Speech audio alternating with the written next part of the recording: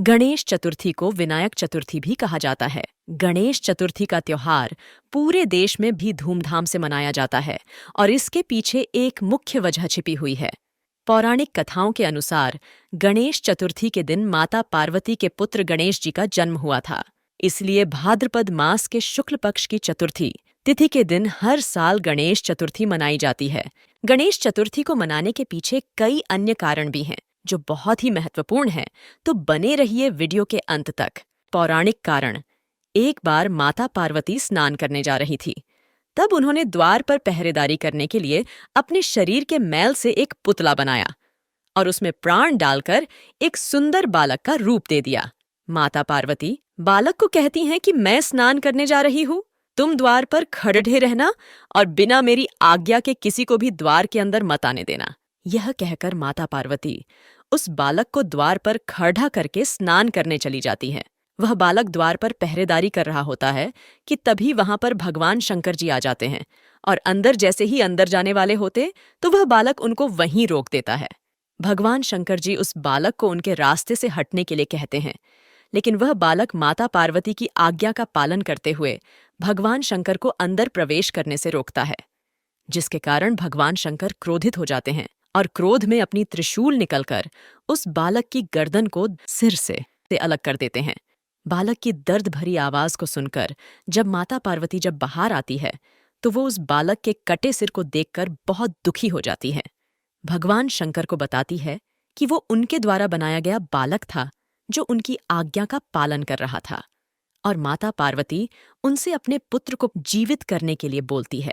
फिर भगवान शंकर अपने सेवकों को आदेश देते हैं कि वो धरती लोक पर जाए और जिस बच्चे की माँ अपने बच्चे की तरफ पीठ करके सो रही हो उस बच्चे का सिर काट कर ले आए। सेवक जाते हैं तो उनको एक हाथी का बच्चा दिखाई देता है जिसकी माँ उसकी तरफ पीठ करके सो रही होती है। सेवक उस हाथी के बच्चे का सिर काट कर ले आते हैं। फिर भगवान शंकर जी उस हाथी के सिर को उस बालक के सिर स्थान पर लगाकर उसे पुनः जीवित कर देते हैं। भगवान शंकर जी उस बालक को अपने सभी गणों को स्वामी घोषित करते देते हैं। तभी से उस बालक का नाम गणपति रख दिया जाता है। साथ ही गणपति को भगवान शंकर देवताओं में सबसे पहले उनकी पूजा होगी ऐसा वरदान भी देते हैं। इसीलिए सबसे पहले उन्हीं की पूजा होती है। ऐसा माना जाता है कि उनकी पूजा के बिना कोई भी कार्य पूरा नहीं होता। सामाजिक राजनीतिक कारण। महाराष्ट्र में स्वतंत्रता संघर्ष के समय महात्मा गांधी, मोतीलाल नेहरू, सरोजिनी नायडू, सुभाष चंद्र बोस, सरदार पटेल, मुल्ला जफर हुसैन और लोकमान्य तिलक जैसे नेताओं ने गणेश चतुर्थी को एक सार्वजनिक उत्सव के रूप में प्रचारित किया ताकि हिंदू मुस्लिम एकता को बढ़ावा मिले और अंग्रेजों के खिलाफ संघर्ष में जनता का सहयोग मिले। तब से देश के कोने कोने में गणपति उत्सव मनाया जाने लगा। पर्यावरणीय कारण। गणेश चतुर्थी के मौके पर लोग मिट्टी, पत्थर, पेड़, पत्ती, पुष्प, फल, समुद्री संसाधनों से बनी हुई प्रतिमाओं को पूजते हैं, जो प्रकृति का सम्मान करने का एक तरीका है। प्रतिमाओं का विसर्जन करने से मिट्टी, पत्थर, पेड़, पत्ती, पुष्प, फल, समुद्री संसाधनों को प्रकृति में मिला दिया जाता है, जो प्रकृति के संतुलन को बनाए रखने में मदद करता है।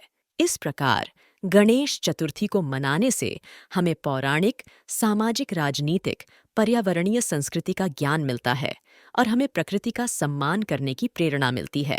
इसी के साथ ही सभी को गणेश चतुर्थी की हार्दिक शुभकामनाएं।